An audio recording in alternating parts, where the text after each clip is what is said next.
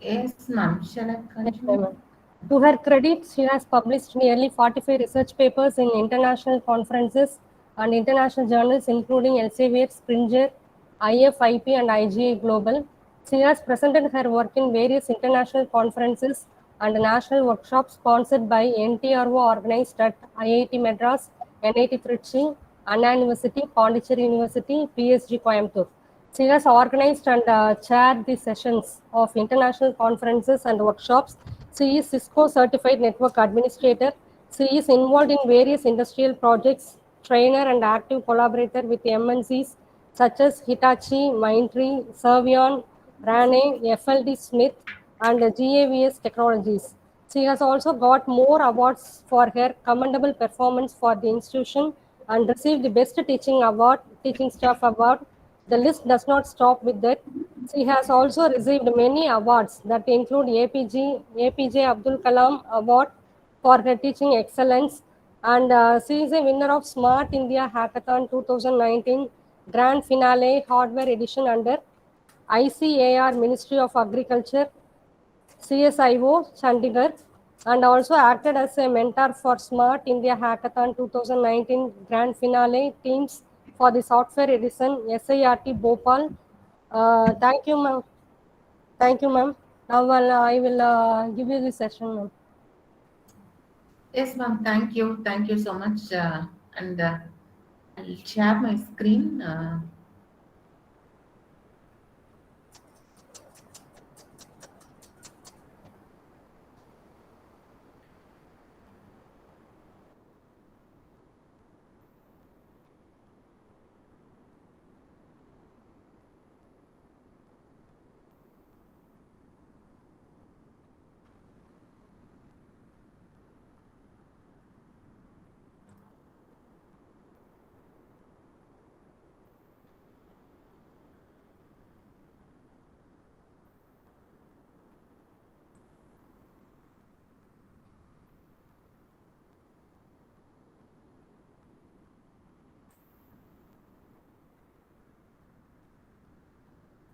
Ma'am, is my screen visible? Visible, ma'am, visible. Yeah. So my topic is cryptography and blockchain. How this cryptography have evolved into an application, into a technology, say blockchain, and what is the underlying background of blockchain? What is the relationship between this cryptography and blockchain?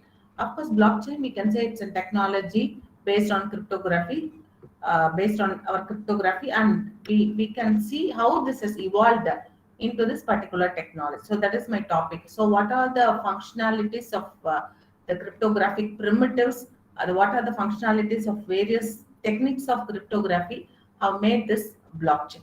So that is my topic actually, what the topic given to me. And so actually I have organized this session as part one to talk about cryptography and how this cryptographic techniques is is a building part for your blockchain technologies. So that is actually my topic. So as we all know, cryptography is typically bypassed and not penetrated. So there are so many. I always say my students. I always say that your security based on your cryptographic technologies, whatever may be the technology, it can any technology can be there. It can be a it can be a cloud technology, or it can be a machine learning or a deep learning or whatever it is. So your security is always going to be an evergreen field. So whatever may be the technology, there is going to be a security flaw. And so even though you keep improving your technology, but the hackers are so intelligent that they can penetrate your system and find out the flaw, that they can penetrate the system, and they can even bypass your system. They can even penetrate the system, and they can make your technology technology are less. It can even make your technology to fail. So that is your power of your network security. So it is a cryptography. So what is a crypto technology is quite important, and we say that your information security field, your network security or your information security field is going to be an evergreen field. So that is what is cryptography basically. As we all know, a cryptography is going to be what is crypto, what is graphy, a form of secret writing. It is going to be a form of your secret writing, so that only the intended users can understand this writing, and only the intended users can understand the writing. So it can be of any technology. We can say that there are going to be any feature, any security features. So your cryptography is always called as a technique of securing your information and communication through the use of your codes. Your secret codes play a very important role. So a form of your encrypting the text and decrypting the text is going to be very, very important. So only the intended users can understand the technique. Only the intended users can understand the text, what you have written in a secure way. And not other than this intended user can decrypt the message and can find out this message. So that is your form of your secret writing. I call it as your form of your secret writing.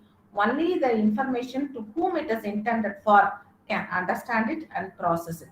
So what is the use of this? So what is the need for this? I say that it is going to prevent your unauthorized access of your information. It is going to prevent your unauthorized access of your information. And how, when I talk about the various features. So what are the various security features? What are the various objectives that I have to meet when I am having this cryptographic technique? I say that usually I have it as confidentiality, integrity, non-repudiation, and your authentication. So, what is confidentiality? What is integrity? And what is authentication? And what is non-repudiation? So, we call it as a CIA triad, CIA triangle, or a CIA triad. Your confidentiality, integrity, or your authentication and authorization are going to be very, very important. So, confidentiality is only you are encrypting your text, and only the intended user can decrypt the text and know the information. So it is a form of secret writing. So the information can only accessed by the person for whom it is intended for, and no other person except can access it. So that is your confidentiality. It is their form of your encryption and your decryption. So there are so many algorithms. There are so many algorithms for your encryption. There are so many algorithms, private key algorithm or your public key algorithm. All these private key, public key algorithms are going to be your part of your confidential in order to make your information secure, and it is going to be a to meet out the features of your confidentiality. Say, for example, I'll give an example for confidentiality. An exam question paper is going to be confidential. Is going to be we say that there are going to be so many scams. The NEET exam question papers are leaked, and the exam, any university exam question paper is leaked, or any even we would have heard a few years back that your important information from your White House, some confidential information from your White House, as have been WikiLeaks. All these are leaked.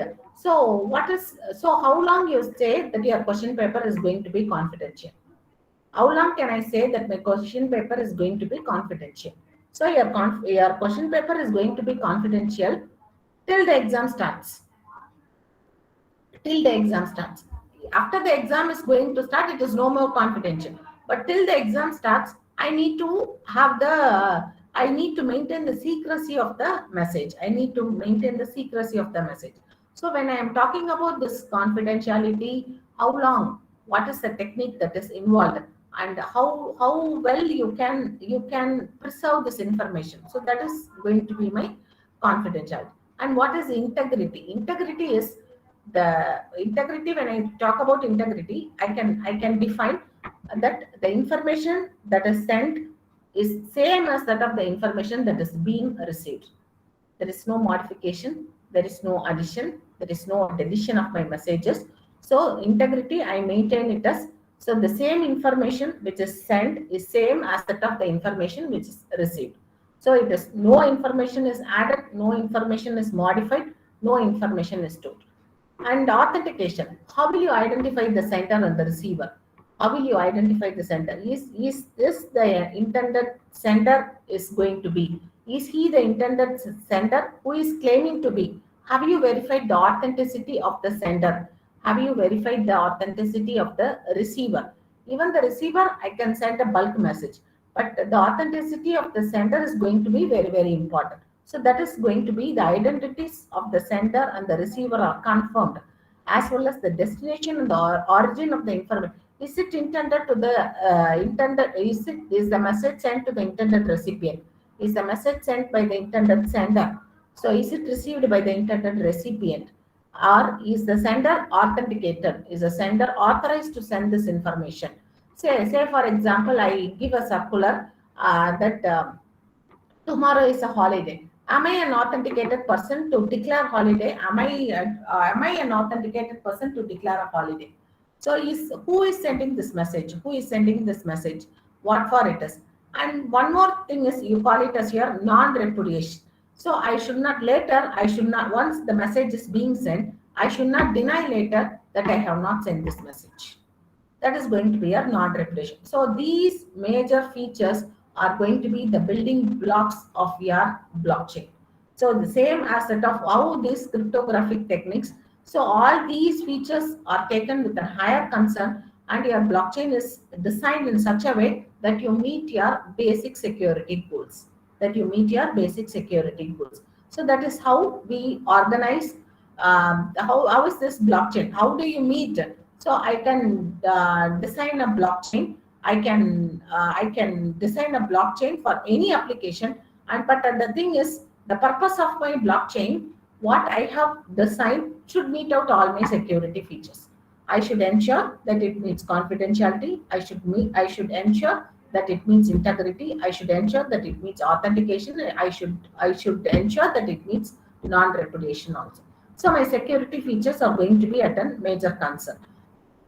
So as we were talking, your confidentiality is who is going to access this information. So that's what we call it as your private key blockchain and your public key blockchain. And when I talk about your, I say when a blockchain should preserve your confidentiality of the information. And major goal of your blockchain is to have an integrity, and also your all the security features are going to be very, very important. So only having the basis of all the security goals, we have evolved the application as evolved the application with the use of your blockchain technology. So that is how this lecture is organized. And what is this confidentiality? That's what I say, that your sender can send an information to the receiver. How will I send this information? How will I send this information? With the help of your encryption key. I am going to encrypt this message. Only this encrypted message is sent to the receiver. Only this encrypted message is sent to the receiver. So, the sender can select any unencrypted message. So when we talk about an unencrypted message, I call it as your plain text. So your plain text, I call it as a plain text, I call it as a ciphertext. So our plain text is going to be encrypted using your encryption key. So this key is going to play a very vital role here. Is going to play a very vital role here. So this is your encryption key, and with the help of my encryption key, I'm going to encrypt this message, and this encrypted message is going to be transferred to the recipient. And when this encrypted message is received by the receiver, he will use the same key and decrypt this message, and he can decipher the message, and he can read the text. So what is the use of your what is the use, how does this information, what is the possibility of this information being hacked?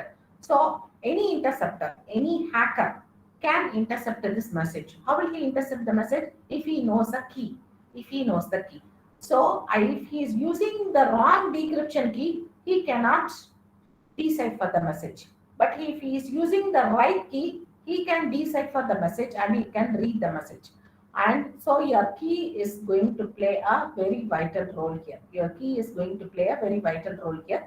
And with the help of my encryption key, and when I talk about this confidentiality mechanism, there are two major mechanism. One is your private key algorithms, other one is going to be your public key algorithms. If I am going to use the same key for both my encryption and decryption, then I call it as your private key algorithm. If both the keys are going to be different, encryption key is different from a decryption key, then I call it as your public key algorithm. Then it is going to be a public key algorithm. So anyway, an interceptor or a hacker can only decipher the message, can only decrypt the message if he knows the key. If he do not know the key, he can make several attempts. He can make the several attempts, but he cannot decrypt the message and read the message. And hence I ensure that my information which is being sent is confidential. No one else have hacked my message. No one else have read my message. No one else have altered my message or modified or deleted my message. So that is here I have ensured my confidentiality. And I have to authentication. So authentication is your identification. So authentication is my identification. Who am I?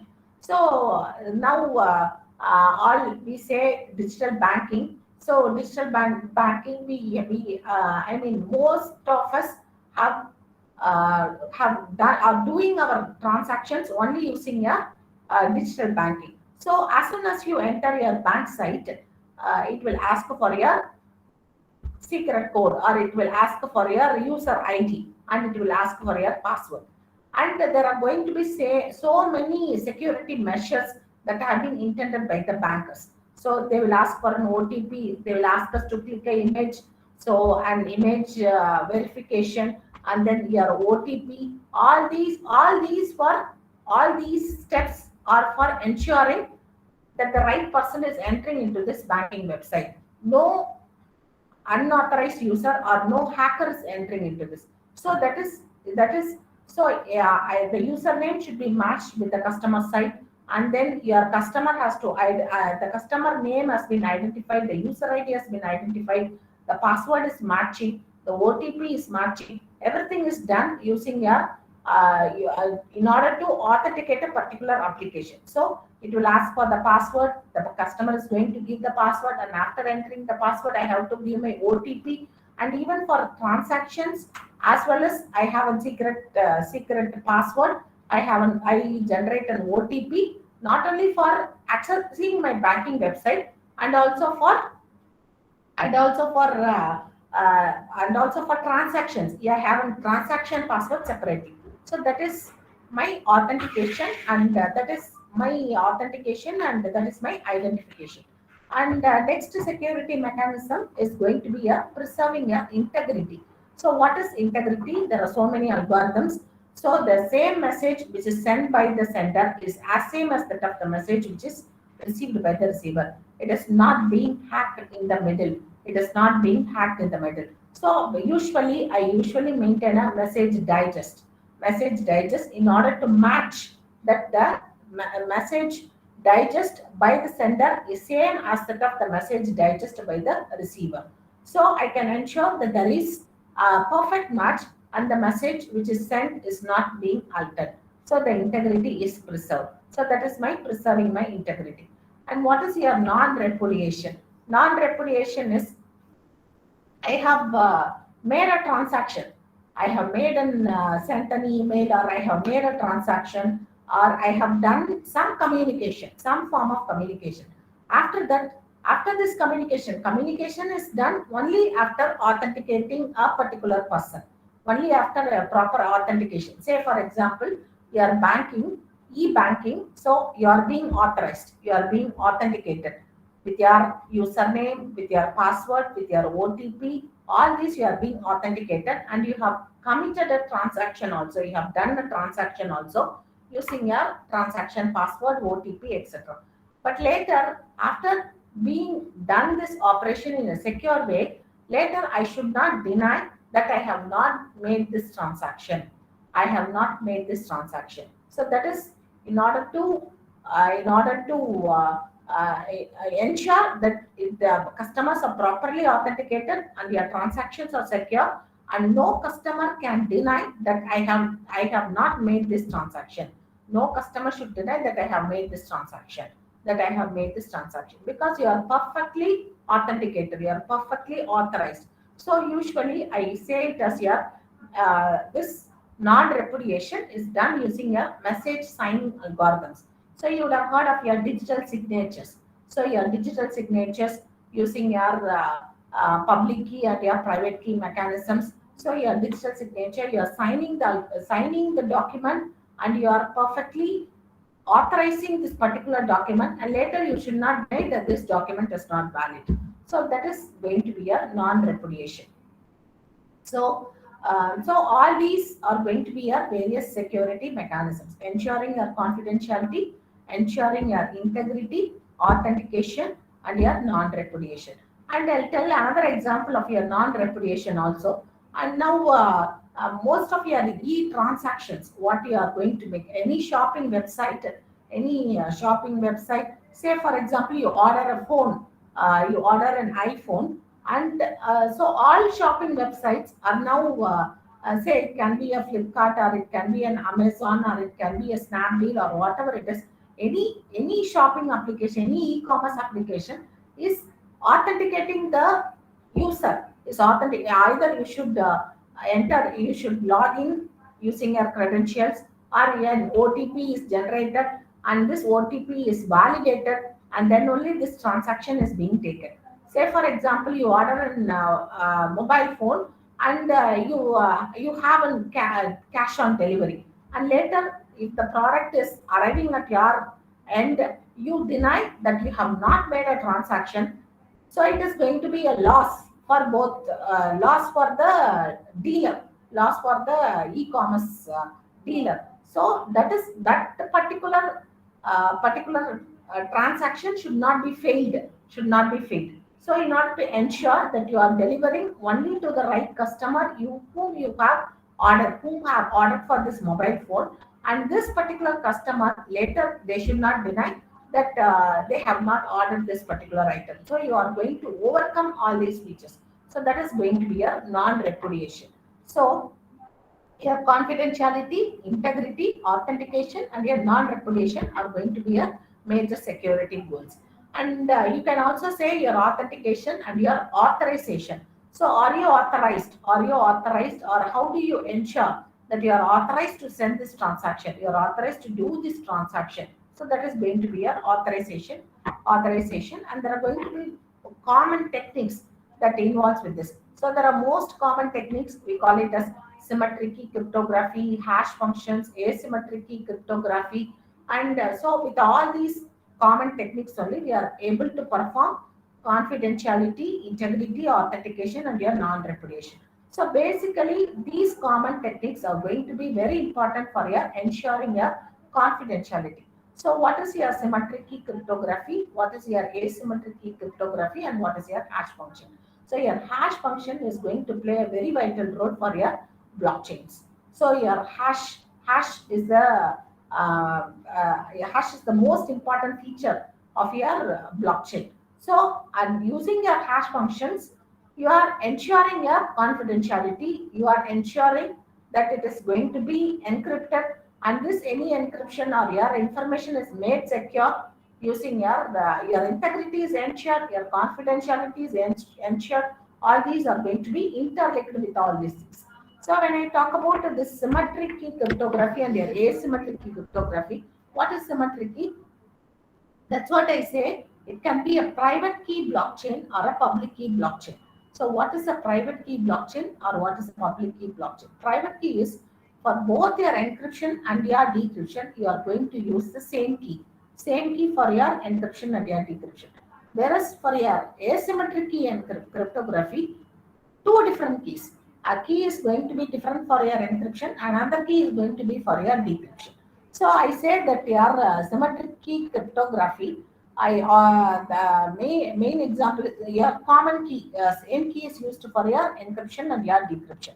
So you lock. I can illustrate this with your basic security mechanism. So your encryption and your decryption, you are going to use the same key for your locking your house as well as your unlocking your house.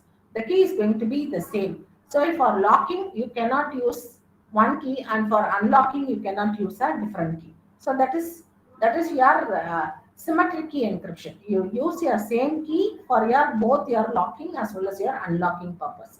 So it is faster, it is efficient, and the most common example, the most suitable algorithm for this symmetric key encryption is your DES, data encryption standard. That is the most common algorithm. So that is, it is also called as a symmetric key encryption or your private key algorithm, and it is faster and it is efficient, and it is going to use the same key for both your encryption and your decryption.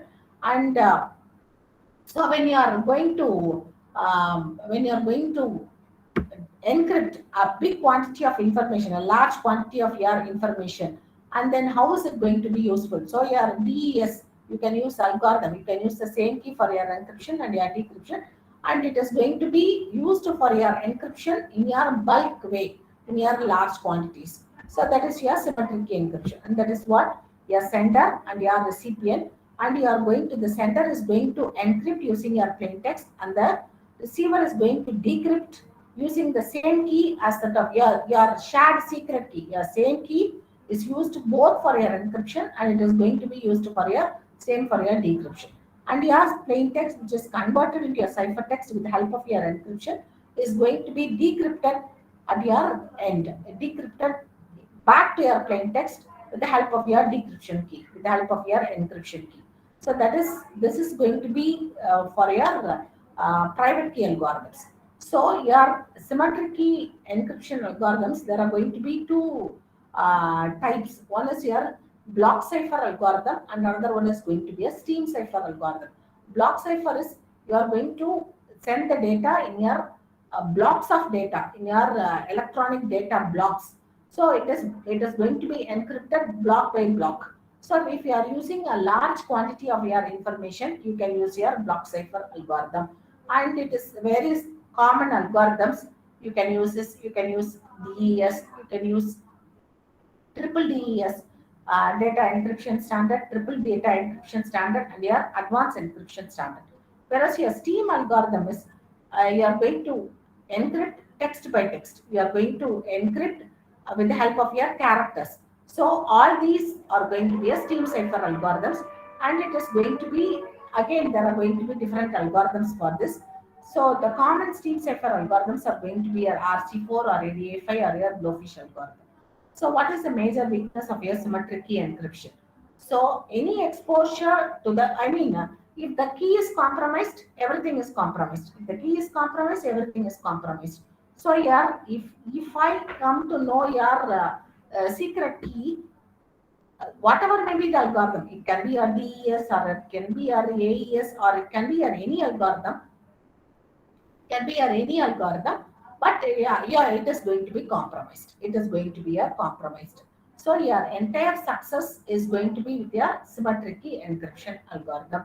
The entire success of your symmetric key encryption algorithm is with your secret key. Is with your secret key. So there are the chances, more chances of your eavesdropping attack. There are more chances of your eavesdropping attack. So I can very well listen to that any communication, any conversation, and I can guess the secret keys. I can go for my brute force attacks, trying many number of keys, as many number of keys as possible, and I can, there is a very little chance of breaking the cipher, knowing the key, and compromising the entire security of the system. So that is, yeah, that is, you call it as you are making so many attempts of breaking the key is going to be a brute force attacks. So brute force attacks are very common, and that can even break the secret key. And once the key is compromised, everything is compromised, whatever may be the algorithm. And your symmetric key encryption algorithm is vulnerable for eavesdropping attack. Is vulnerable for the eavesdropping attack. And hash functions. So hash functions, usually there is no usage of any key in this algorithm. So there is no usage of any key in this algorithm. So it is a hash function is created. A hash value with a fixed length is calculated as per the plain text, and it is the same hash. No, I mean no two messages will have the same hash function. So you are going to have a with the help of the message which is given, you are going to with the help of the hash function, you are going to create a you are going to convert this using your hash function, and it is going to used for encrypting your passwords also. So your hash functions, I mean there are so many hashing algorithms. So when whatever the message, with the help of your hashing algorithms, you can have an hash one of the message one, and then if there is another message, so this can be again hashed, and then if there are two different messages, you cannot have the same hash for the two different messages. H1 will always not equal to H2. H1 will be also not equal to H2, and if the message is going to be the same message, then it should have the same hash. H1 will be equal to H2. So you cannot, there is less possible ways of eavesdropping. There is less possible ways of eavesdropping. So if I am altering my message, if I am modifying my message, it will not create the same hash value of the original message. It will not create the hash value of the original message. Then I cannot claim that it is the same message. So then the receiver cannot decrypt the message, and he can assume that, that some modifications has been done on the original message. Some modification has been done on the some message. So that is, there are going to be various hashing functions. There are various popular hashing functions such as your message digest, MD, ripe MD, MD1, MD2, MD4, MD5, and MD6 algorithms. And you can also have an SHA function algorithm that is also based on your hash functions, secure hash function, 160-bit hash, and you can have your ripe MD functions. All these are going to be based on your hashing functions, based on your message digest, And what are the various challenges, or what is the major weakness of your hash function? So I require an authentic channel to transmit the hash of the message. So with an insecure channel, it is highly vulnerable. With an insecure channel, my message will be highly vulnerable.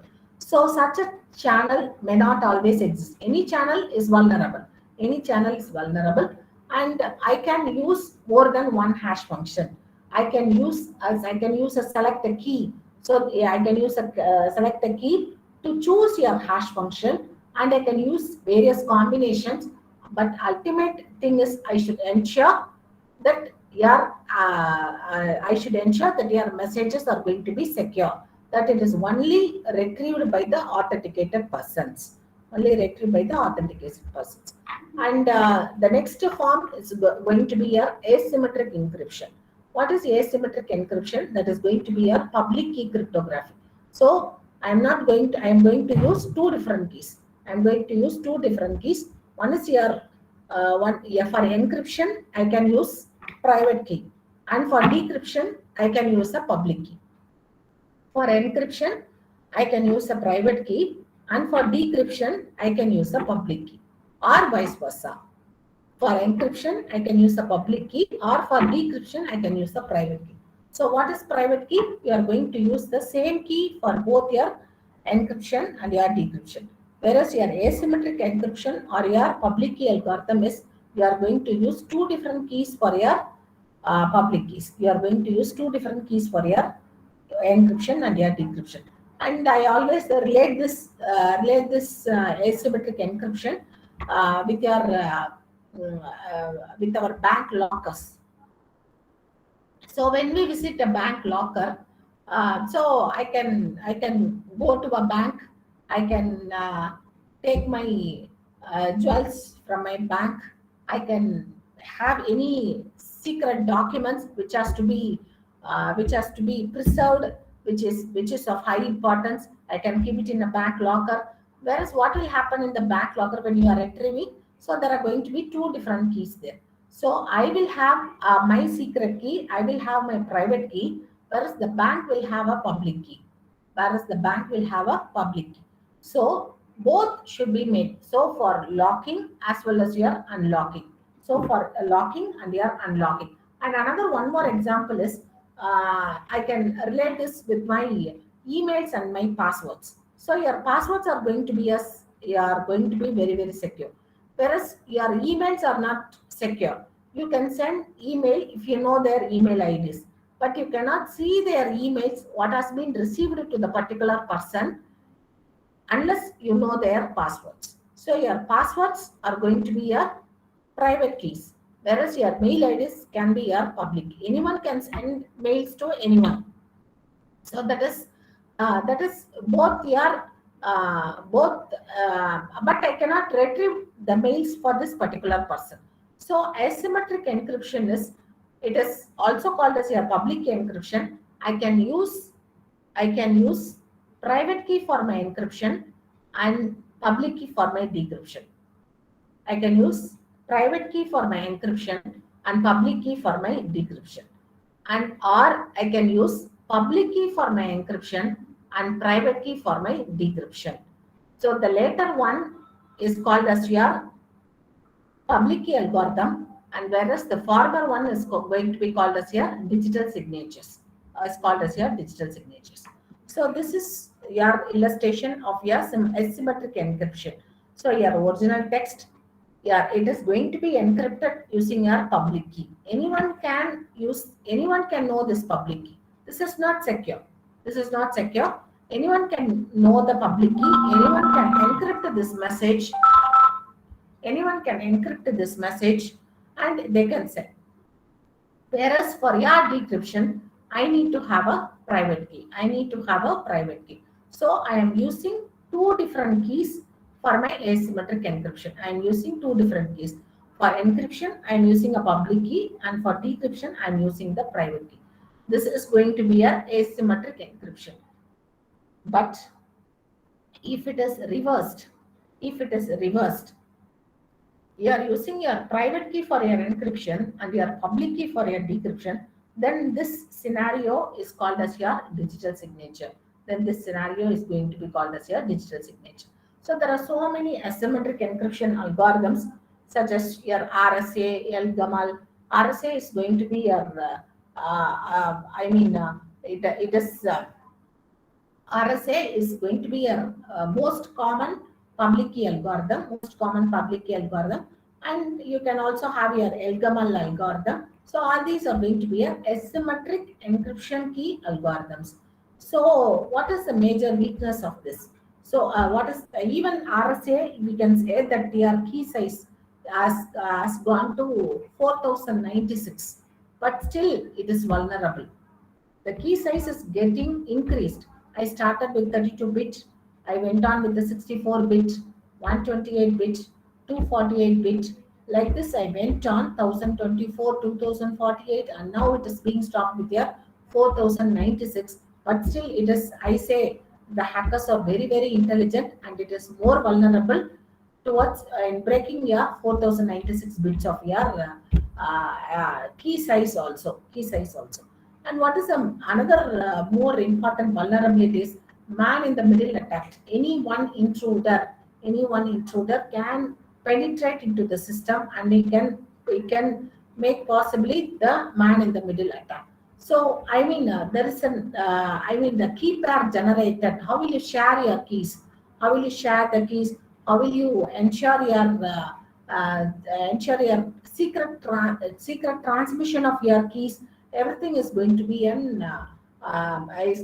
a challenge, and this has to be properly maintained, and efficiency as well. Your symmetric key encryption is much faster and efficient when it is compared with your asymmetric encryption.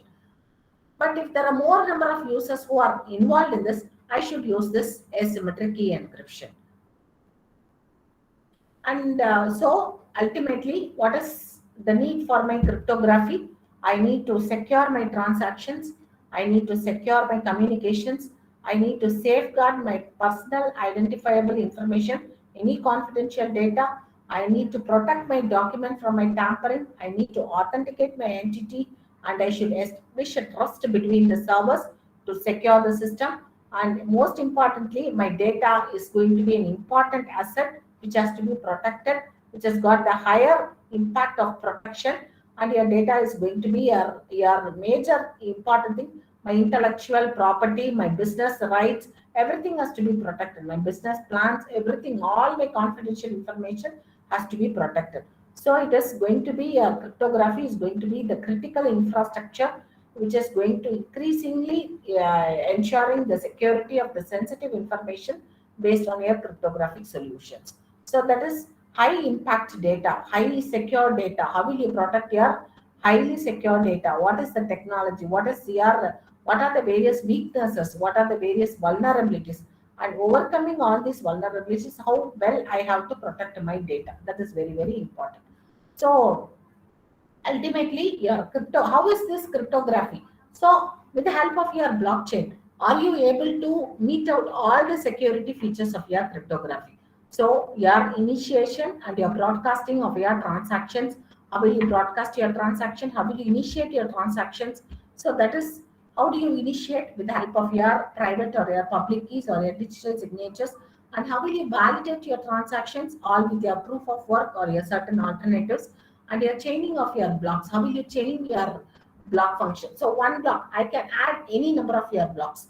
I can add any number of your transactions. I can keep on adding my blocks. So how will I ensure? How will I ensure a secret block or an authorized block to add into my system? So chaining of your blocks is only made possible with the help of your hash functions. So what are the various uses of your hash functions in your blockchain? So it should have your uniqueness. It should have your purpose. It should be unique. It should be deterministic. It should be quick. It should ensure your avalanche effect.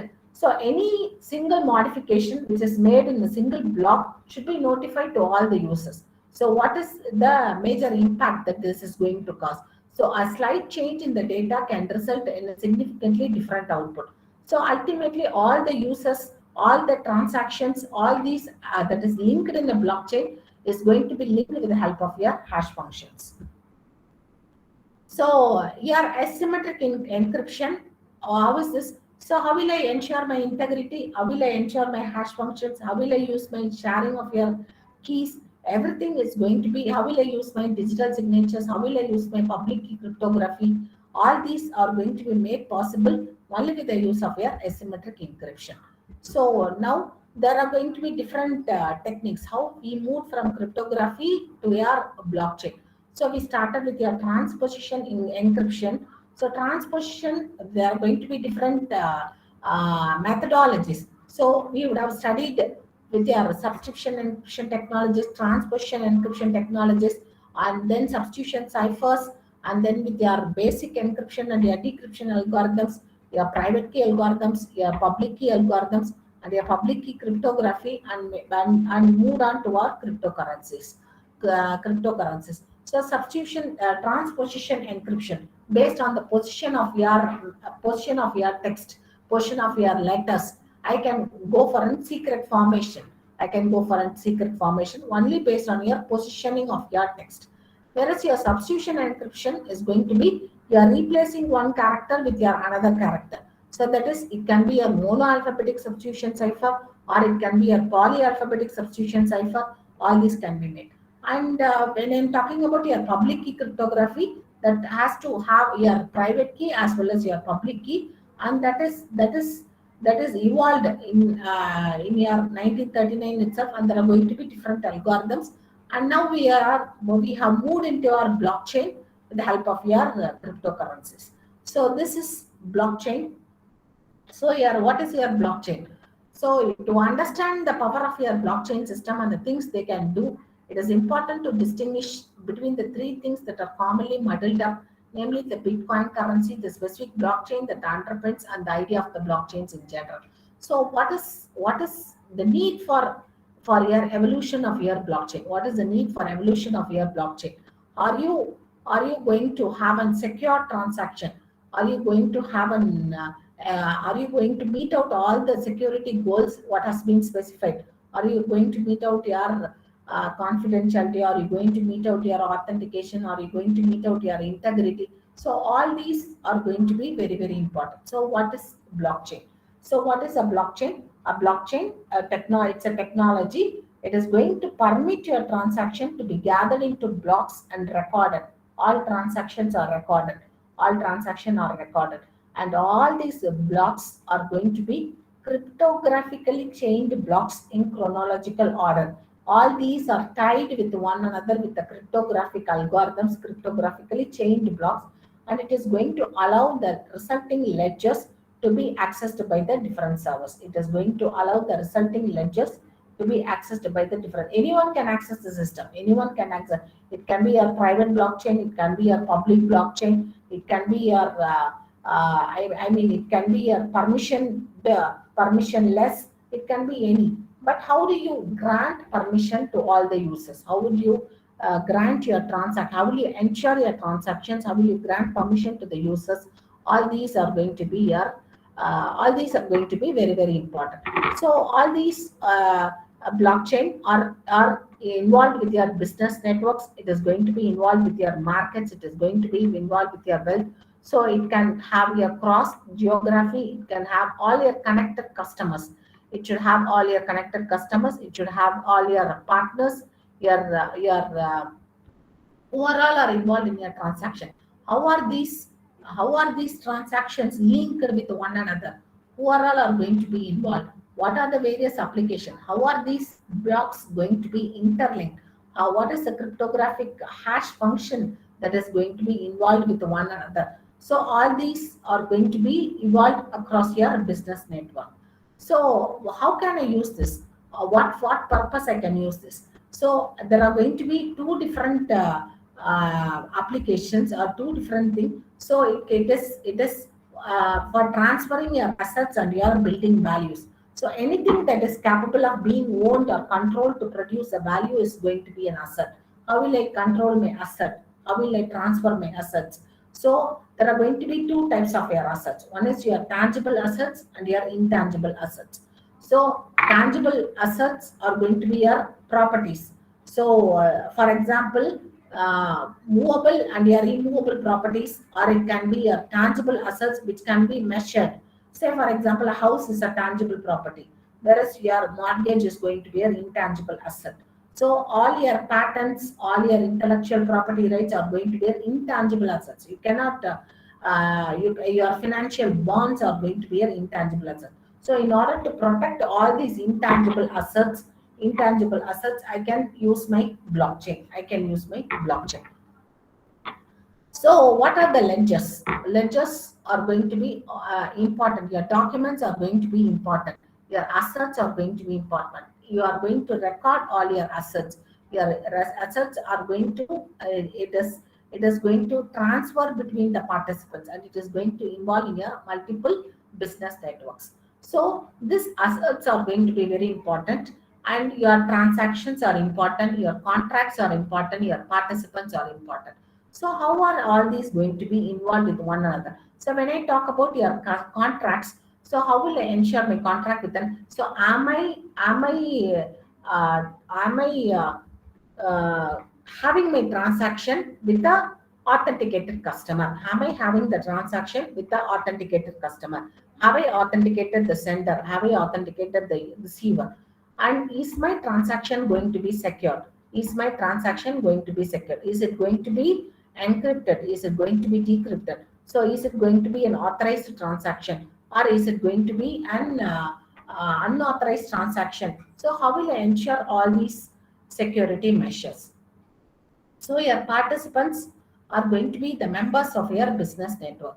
So it can be a government, it can be a supplier, it can be a customer. Anyone who is residing in an organization can form this block, can be in a block. Say for example, a transaction, you can say a transaction. So John gives a car to Anthony.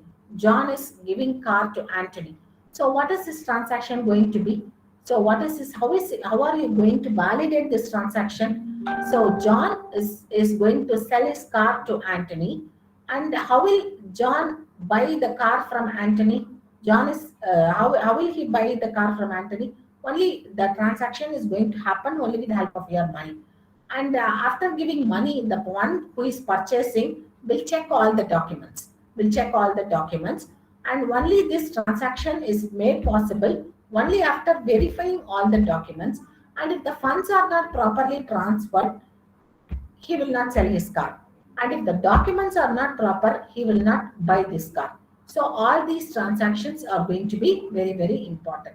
And after it is being sold to a particular person, after John sells his car to Anthony, he cannot sell the car to anyone more. He cannot get money from anyone more, telling that he is going to sell his car. That he is going to sell his car. So all these transactions are going to be very, very important. All these transactions are going to happen in a secure way. All these transactions are going to happen in a secure way. So what is this? How are you going to monitor your asset ownership? How are you going to transfer these documents? How are you going to do these transactions in a secure way, in a trusted way? And that is how your blockchain came into existence.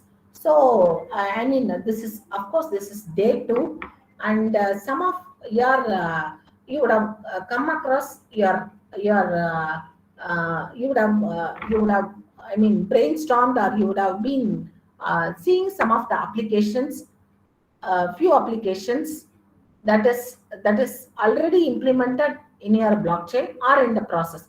Can any one of you name a few applications that is in process or that is already implemented using your blockchain? Can any one of you tell me a few applications? Ma'am, can you please repeat the question? Can any one of you tell me what possible applications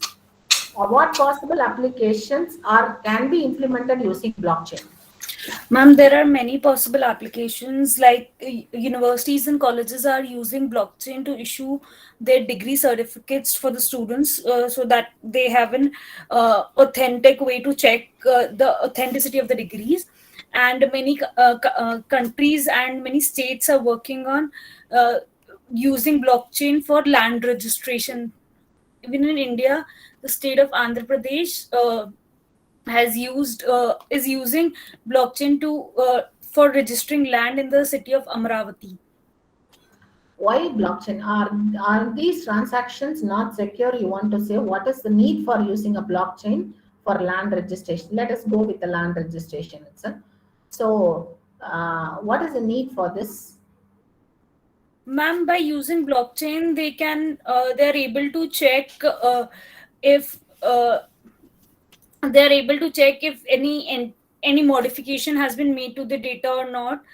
They can check the time through the timestamps and hash values. What was the vulnerability actually in the land registration system?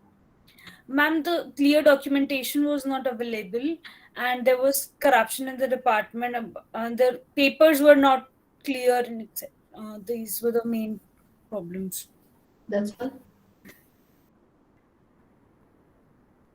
Anyone else? So, yeah, okay. Thank you, ma'am. And what was the major vulnerability? Even we would have seen so many live examples in our, I mean, for even for us or even for our neighbors or relatives or whoever it is. What was the major vulnerability in land registration? Checking the authenticity. Checking the authenticity, okay. Okay, checking the authenticity of the document, of the land, the document. Okay, okay, accepted. So checking the Ma'am, authenticity. excuse me, ma'am. Yes, sir. Source of the person, from which person that land is coming Very from. nice. So who is selling this document? Is he an authorized person to sell this document, to sell this property? Okay, accepted. Yes, Ma'am, Anything? central authority can make changes in land registry documents. You mean to say Can the registration, I mean, registration office? yes, ma'am. What changes? Immutability is not there in land registration nowadays. That is why we are going for blockchain. Okay. So the maybe the vulnerability with the registration system. Yes, ma'am. Okay. Anything else?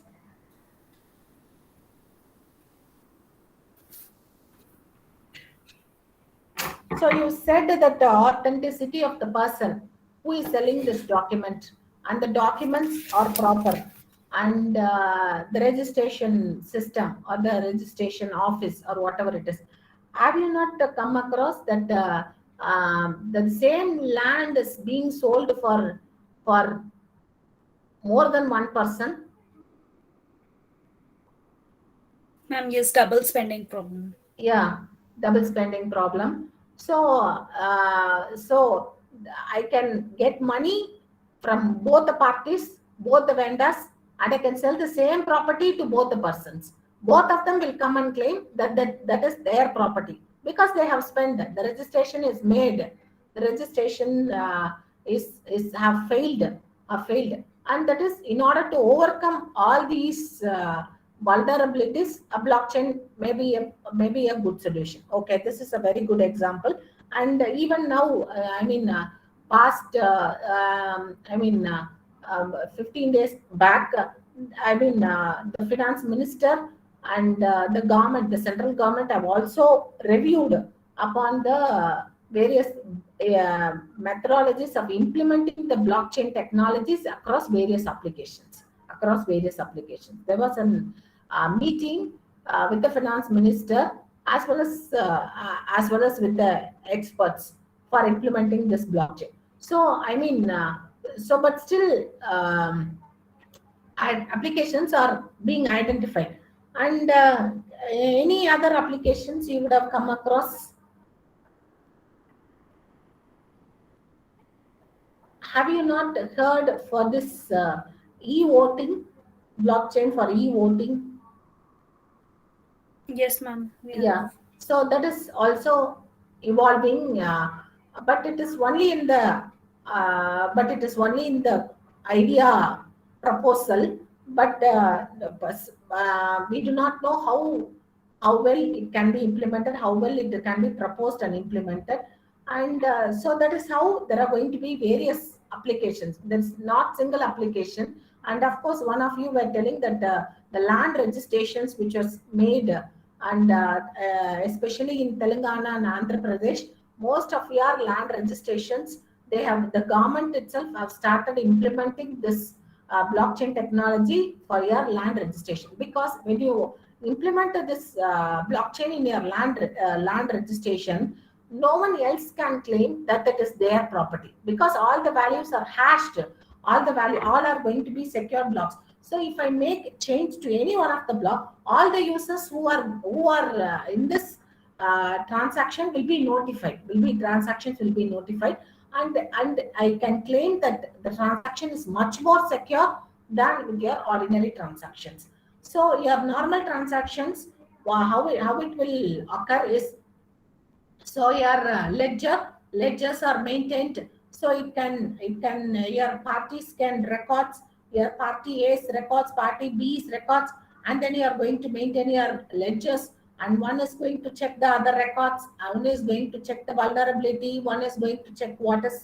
So it is a normal transaction, and this normal transaction is going to be inefficient. It is expensive, and it is also vulnerable. It is highly vulnerable. So I can change the records. And I can spoof my records. I can change my records. I can modify it. I can add and delete. So that's why. So because of these vulnerabilities, because of this highly vulnerable, I am going to make a shared ledger. So if any one transaction is made on any one of the block, it will be notified to all. Whoever are in this chain. So it is going to be a permission replicated shared ledger. So all these blockchain transactions, so it is all are linked, all are blocks, all are linked. So it is going to be a you are satisfying the property of immutability, you are satisfying the property of provenance, consensus. So all these participants are linked in a blocks, and then if any one changes that is going to be made to any one of the block is going to be notified to all the users. It's going to be notified to all the users. So I mean, it can be your party A records, party B records, bank records, auditor records, party C's records, everything is going to be interlinked.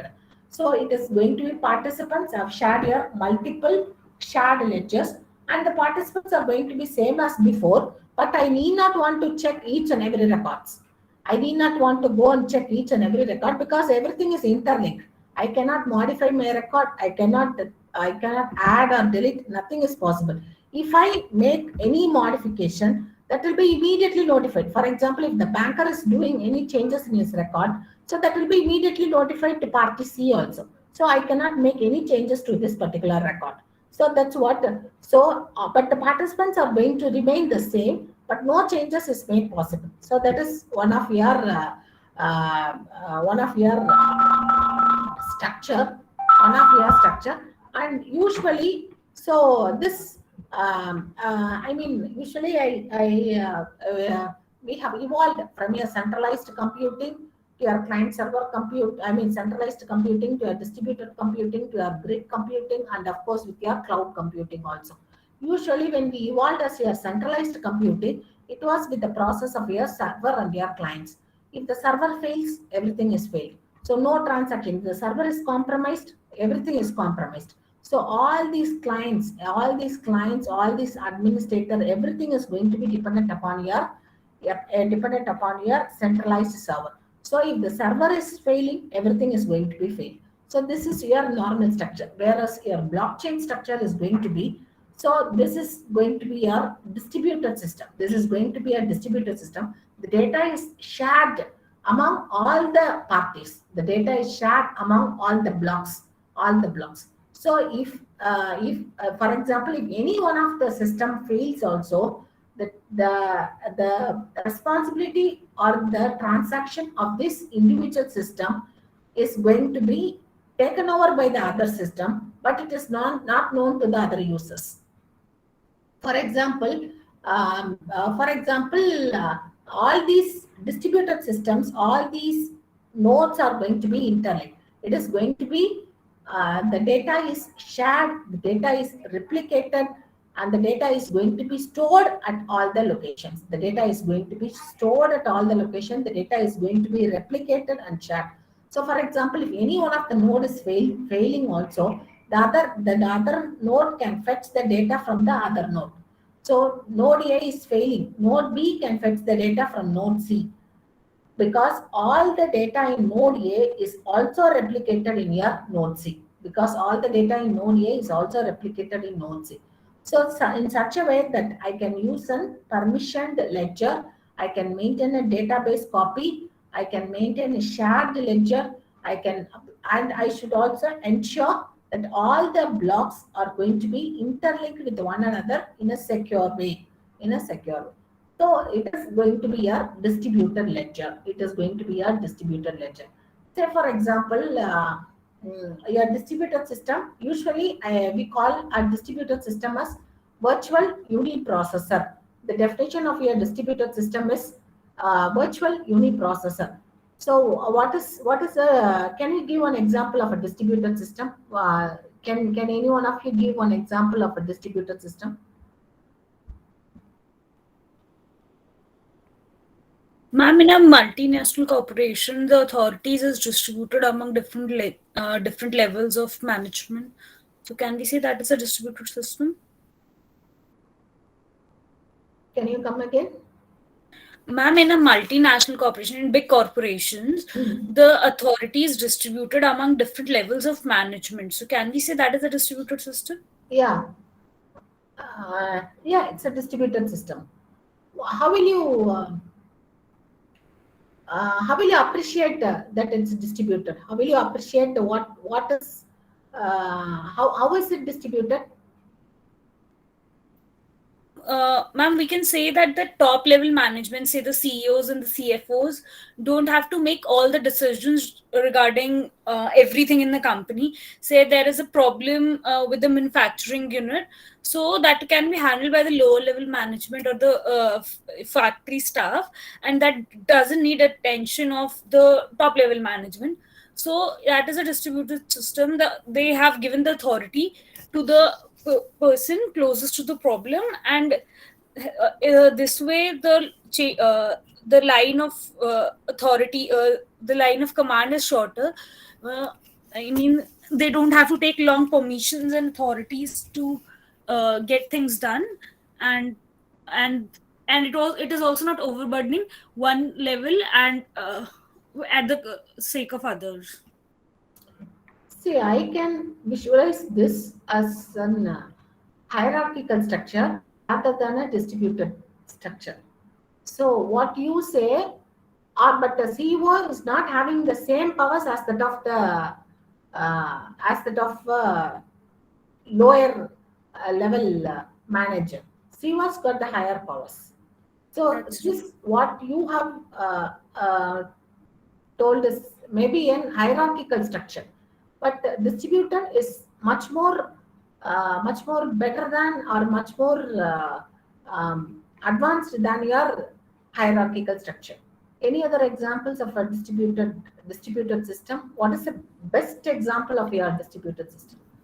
Ma'am, can I answer this question? Yes, sir, sure. Ma'am, I'm Dr. Vikas from Bennett University, Yes. and I think one of the best example of a distributed structure is Hadoop's structure. Data is completely distributed along different nodes, so there is no possibility of losing any data in any case.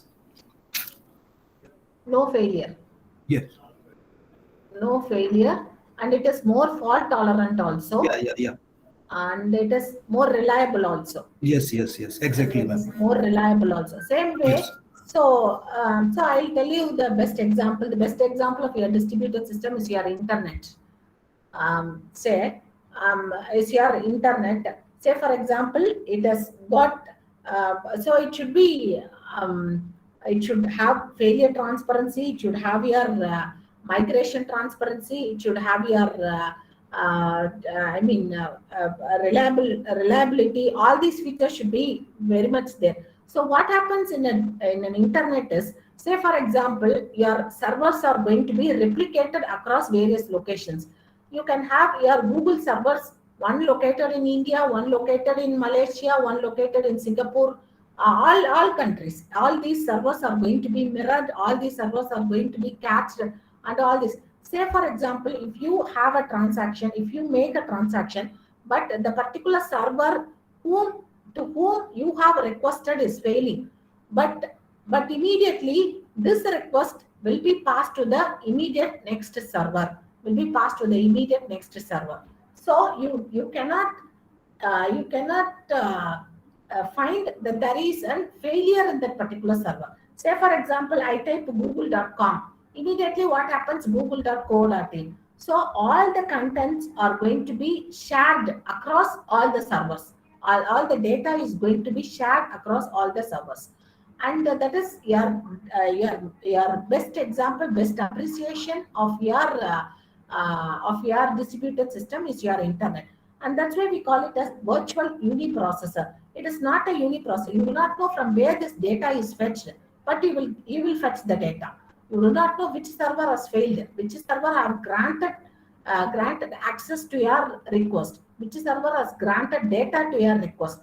But the thing is, you do not know from where it is fetched, which server is responding to you, which server is live, which server is failed, everything. But your request is going to be responded. Your request is going to be given with a response. So that is how a distributed ledger will work. So all the clients are going to be equally important. So client A is equally important as client B, client C, client D, and all these are going to be there multiple ledgers. And if, for example, if a node A is failing, all the data of node A is already replicated in your node B. All the data of node B and node A is replicated in node C. So all these data are going to be replicated across all. So there is, you do not know if there is a failure of any particular node. You cannot feel that failure. That task will be immediately taken over by the other node. So that's how you maintain your distributed ledger, and you maintain that your data is being shared. So the users, how is your distributed ledger going to work?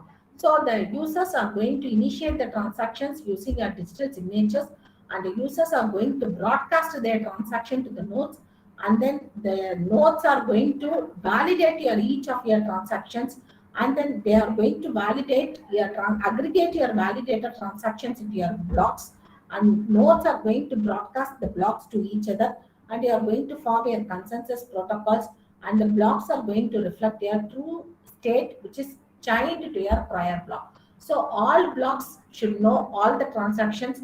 All blocks should have their own transactions. They should know the transaction that is happening to the other blocks also. So this is how a distributed ledger is going to work. So all the blocks are going to be interlinked. All the transactions are going to be known to all the users. So any one transaction initiated to any one of the block should be immediately known to all the other blocks also. Should be known to all the other blocks also, and all the blocks will validate this particular entity, and it also validate this particular transaction also. If it is not validated by the individual block or the individual entity, then your transaction will fail. Your transaction will fail. Only if it is an authorized transaction, only if all the blocks are going to validate this transaction, your communication or your transaction will be successful. So that is how the distributed ledgers, you are going to maintain a degree of trust across all the users. You are going to maintain the degree of trust between the users, determining the technological configuration of a distributed ledger. So all these ledgers are going to be interlinked. You are going to chain of trust. I am going to record the state of value. I am going to record your transaction value, and I am going to record the transfer value, and I'm going to have the ownership of all your assets. I'm going to record your ownership of your access, and also your unit transfer of your values. What is involved? What is there in your transaction? All the blocks should be knowing all these things. So when I talk about this blockchain transaction and your normal transaction, there are going to be, it can be an open transaction or it can be a closed transaction. It can be a permission blockchain or it can be a permissionless blockchain also. So how are you going to validate? How are you going to maintain the degree of trust across your nodes? What is the technology? What is your consensus mechanism? What is the degree of trust you are going to maintain across your various nodes? Are you going to have a centralized authority? So if there is no centralized authority, who is going to take care of this consensus? Who is going to validate this transaction? Who is going to validate this consensus? And what is the proof of work? How is this transaction validated? Everything is taken over by this technology called as your blockchain. Technology called as your blockchain. So I can have your different blockchain, block 0, block 1, block 2, and block 3, etc. So the block is going to have, so block is going to have the data about all these transactions. Block 4 is going to send all the data of the transaction, hash the transaction of block 4 and into block 3. And block 3 will hash the transaction of block 4 as well as block 4 and have it with this. And block 2 will have the transaction hash to transaction of block 4 and block 3. And block 2 will have the hash to transactions of your block 4, block 3, and block 2 and block 2 up to block 2. Whereas your block 0 will have the hash to transaction of block 1, block 2, block 3, and your block 4. And hence I say that all these transactions are secure, all these transactions are going to be validated, all these are going to maintain maintain my integrity with the help of your hash functions. So this is it can be a private blockchain, it can be a public blockchain, it can be a permission blockchain, it can be a permissionless blockchain. So how are you going to validate the users? How are you going to, one second.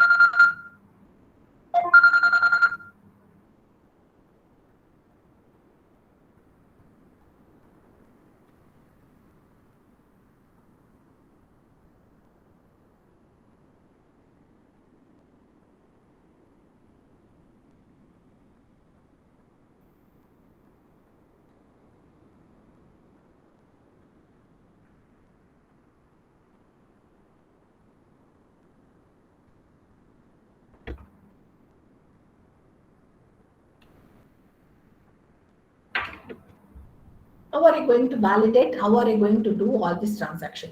So how does a transaction get into this blockchain? So a transaction is requested, a transaction is authenticated, and then a block representing the transaction is created. So what for it is? Say for example, say for example, I say that a transaction is requested, a transaction is authenticated. So how is this transaction being done? Say for example, let us have the example of your land registration itself. Land registration itself. So we know how this land registration. So I am a seller, you are a buyer. So I can. So for example, so this transaction, how is this going to be made between the seller and the buyer? So who is going to validate? Whatever the seller is giving us the code, is it being verified? Is he giving an authenticated information? Is he going to be an authenticated seller, or is he going to be an authenticated user? So a block is going to represent the transaction, and it is going to be created, and the block is sent to every node and every participants who are going to be there may be different buyers. And so how is this entity going to be authenticated? How is this entity going to be authorized? So all these nodes are going to validate this transaction, and all these transactions are going to, some money value is going to be involved. So what is the proof of work? What is the reward? What is the proof of work? And this particular block is going to be added to your chain. So I am an authorized sender. I am an authorized seller.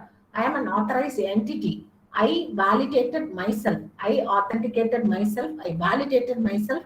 I am an entity. I am an authenticated entity. I want to get involved in this particular transactions. Like this, I can get involved in a particular transaction. I can get involved in this particular blockchain, and then I can involve in any type of your transactions. So a public blockchain, no one is in charge of this.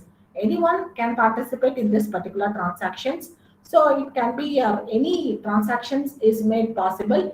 Anyone can authorize themselves, authenticate themselves, and get involved in this public blockchain. Say for example, your online voting system. So I am an citizen of India. I am a citizen of India, and I can validate myself, I can authenticate myself, and I can participate in the voting system. So the government is in charge of this. The government has to authenticate, have to authorize my entity. The government has to authenticate my citizenship, and I can be involved in this online voting process. Whereas a private blockchain is, it is going to be a private property of an individual. It is going to be a private property of an individual or an organization. Say for example, all your mark sheets, all your student mark sheets, the university and the student. So how will you authorize this particular? Any student cannot get a degree from any university. How are you going to authenticate this particular student?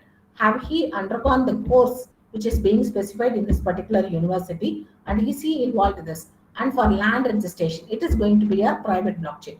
Otherwise, it can be a hybrid blockchain also. It can be a federated blockchain also. It can be a consortium also. Any consortium a group of companies can own this. A group of companies can own this. A group of representatives can own this. Anyone can authorize this particular transaction. Anyone can authenticate this particular transaction. All these are going to be a various types of your blockchain: public blockchain, private blockchain, consortium, or your federated blockchain. What is blockchain? What is it is going to give? Ultimately, I can ensure that it is trusted, it is secure, it is shared among the trusted processes. It will reduce my cost and complexity. It is going to be a trusted record keeping purposes. I have entered into one authorized, I have entered into one secure transaction. So I shared my trusted processes. So all these ledgers are going to be a shared ledgers. I am going to record. That's what I say. Even in a distributed system, I said that all transactions are recorded. All are interlinked. I said that all transactions are known to everyone. So the data is shared. The files are shared across all the participants. So all the transactions are recorded. Everyone will have their own copy of their transactions, and it is going to be permission, and it is going to have your appropriate transactions only. And usually we can also have a smart contracts. Smart contracts, it is, I mean, how will you have a smart contract with the intended recipient, with the intended receiver? So all these are going to be embedded in a blockchain. It is going to be verified, it is going to be signed, and all these contractual conditions are going to be based on your bond transfer. So I can say that my data is going to be secure. I maintain confidentiality. I maintain integrity. I am only communicating with an authenticated person. I am only communicating with an authorized person, and that is how you ensure your integrity, and that is how you ensure your confidentiality, and that's how you ensure your authentication. So your privacy. Whenever I talk about privacy, your confidentiality is going to play a very vital role. I'm going to encrypt all my data. I'm going to have my transactions private. I'm going to use my keys. I'm going to have my identity linked with your transactions. My transactions are secure. My transactions are going to be private.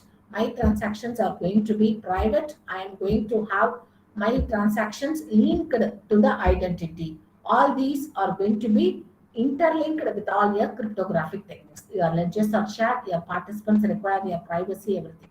And how are you going to validate your transaction? How are you going to authenticate? Whenever I say all these are linked using my hash functions, no other entity which is not involved in my transaction can generate the same hash of my message, can generate the same hash of my message, and I ensure my proof of work. I ensure my consensus. I ensure my integrity. I ensure my hashing. I ensure my integrity with the help of my hashing techniques.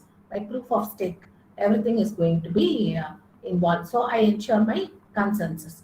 So what for this is? So this is not suitable for your smaller transactions. This is not. It is not going to be for your database replacement. It is not going to be suitable for your smaller organizations.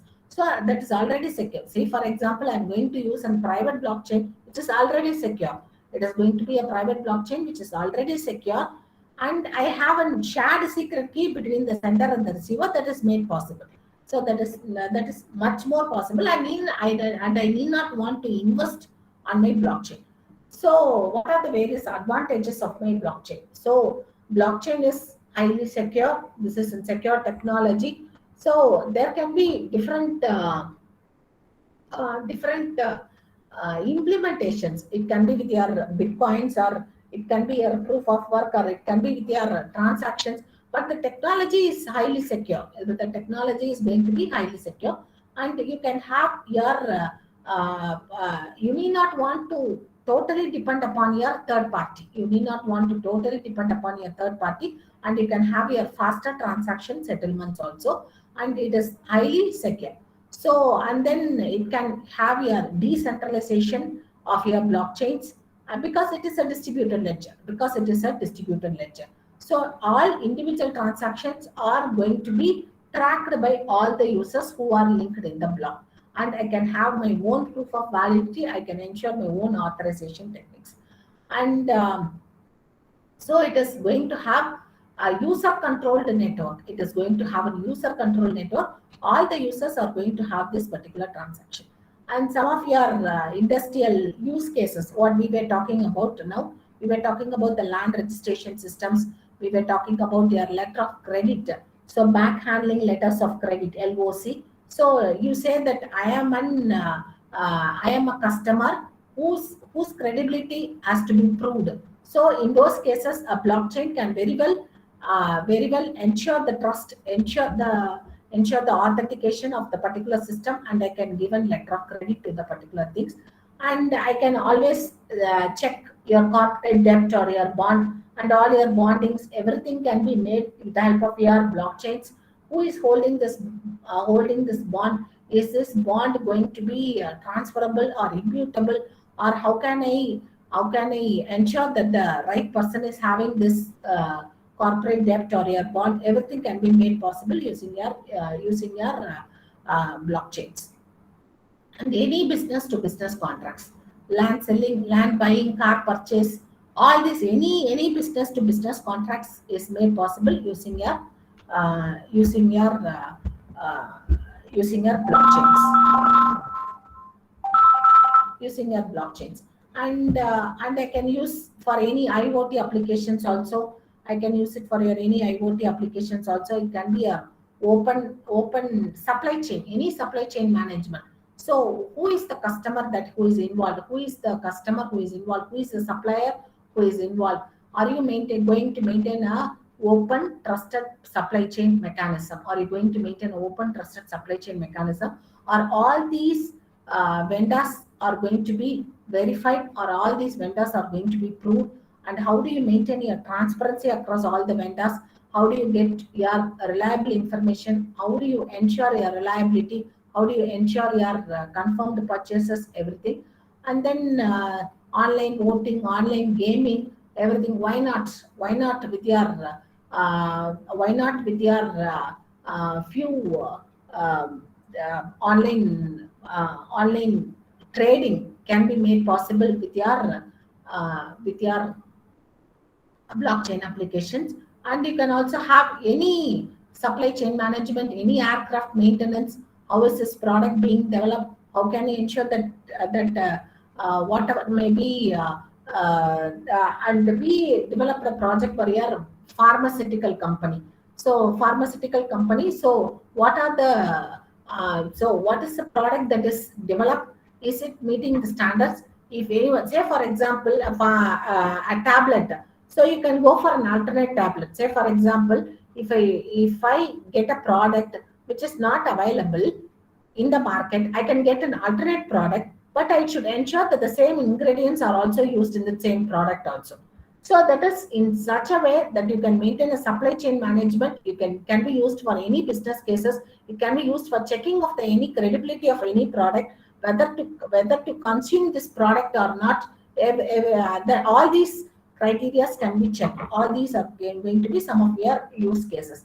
And some of your other use cases, it can be used for your retail banking. It can be used for your public records. It can be used for your majorly it is used for your financial settlements, financial transactions, or financial trading, whatever is involved. All your mortgage verification, all your mortgage contracts, your real estate applications, anything it can be used. So these are some of your applications which are widely used now. And so that is how your, and with the help of your use cases, you can say for example, in your online land registration system, is he going, you are authenticating the seller, you are authenticating the customer, and you can also ensure that this property is not sold to two different parties. And you can ensure that this land, whatever the user is claiming, whatever the seller is claiming, you have verified and you have made this particular transaction, and your transactions are also going to be secure. In such a way, you can use your blockchain in all these applications. And that's all I have completed. So this is how how you have used your hash functions, how you have used your private key algorithms or your public key algorithms in ensuring your security is made. And that's all. And thank you for your patient listening. And can I have any queries?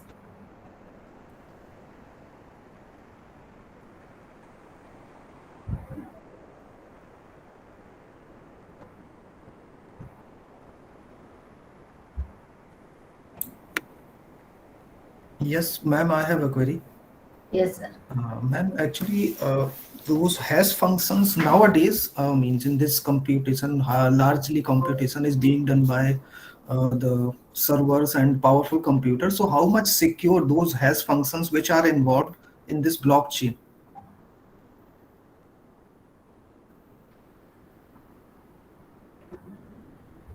No. Hash functions are to maintain your integrity. Yeah. Hash functions are your, so each and every block is going to be hashed. So I cannot later I cannot say that I have not involved in this particular transaction. I have not made this particular transaction, or I have not been involved in this particular transaction. So in such a way, by involving this hash functions, I maintain my integrity. That is majorly needed for your transactions, or majorly needed for your authentication.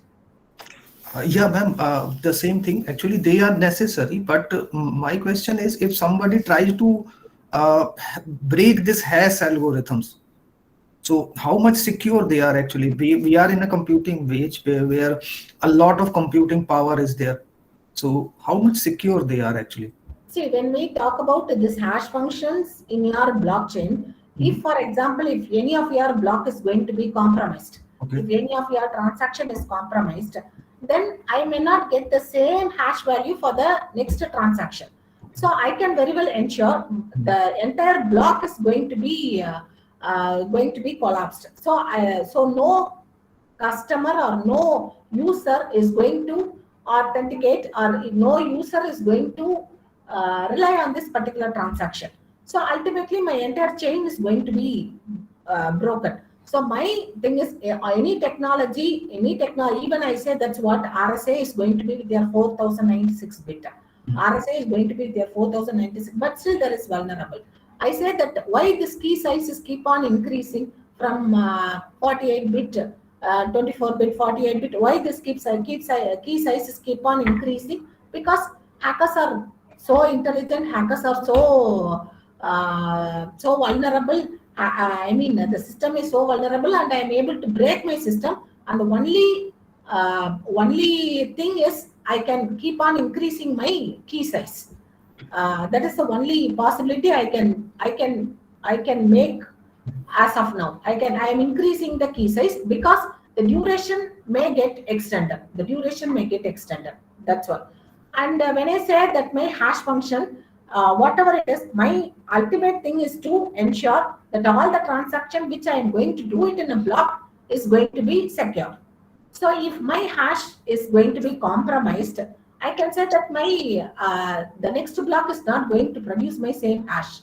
Then I can very well find out that this transaction is compromised. That this transaction is going to be compromised, or I will not rely on the transaction. What is going to happen later? Okay. Okay, ma'am. Thank you. Thank you, ma'am.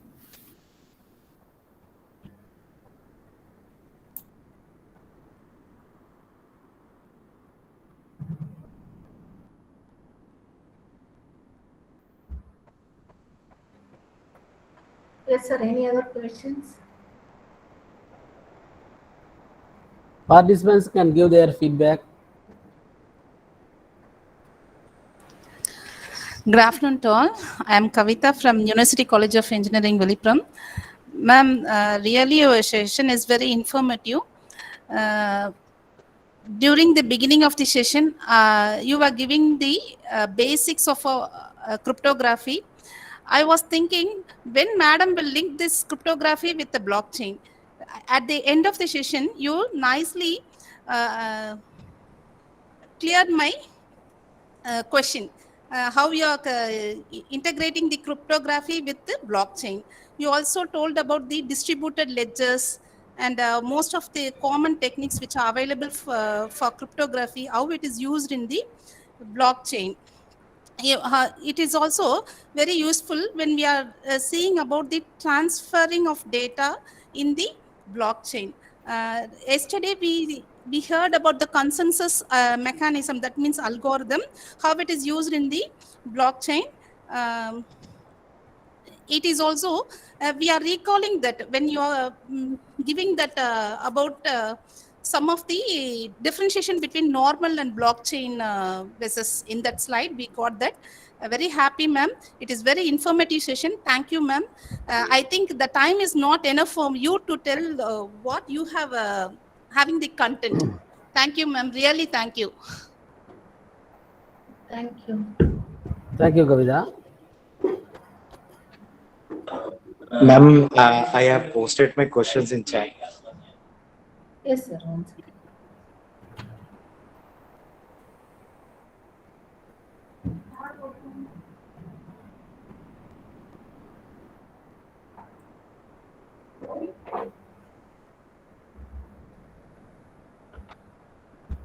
Cryptography techniques are used in blockchain only for making transactions secure.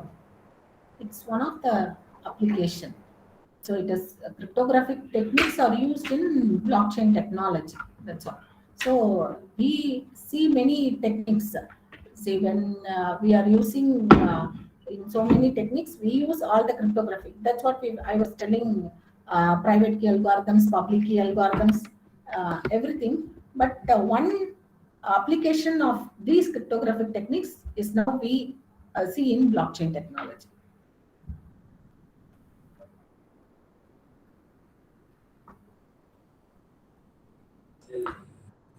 Ma'am, during your presentation, I have seen one of the slides that there are few weaknesses in hash algorithm. Ma'am, can we replace the hash algorithm of blockchain with any alternative solutions?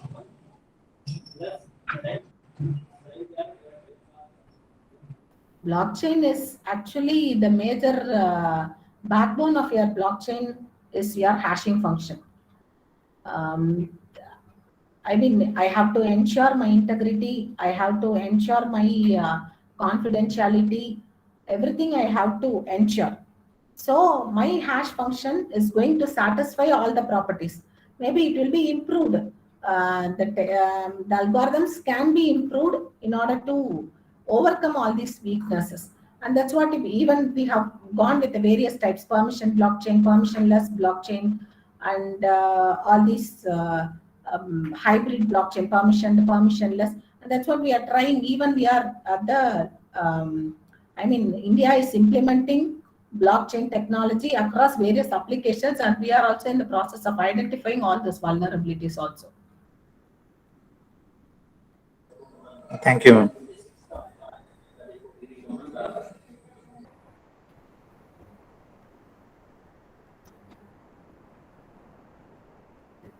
Yes, sir. If there are no more questions, thank you all. Yeah. Thank you. Yes, madam. Yes.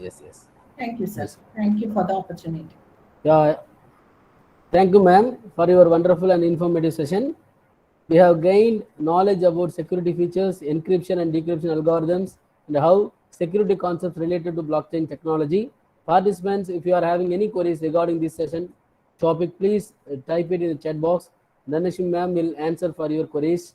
Now I request the participants to give your attendance and feedback. I will post the link in this chat box. Well, we have come to the end of the session 2. Now I request all the participants to fill the form and attendance form. Next session will be by 2, that is session 3 will be by 2 p.m. sharply. I request all of you to join in that session. Thank you, ma'am. Dhanashri ma'am, thank you. Participants, they can leave. I will put the link. Thank you, ma'am. Thank you. Participants, you can leave. After filling your feedback, I will put it in the chat box. Please wait.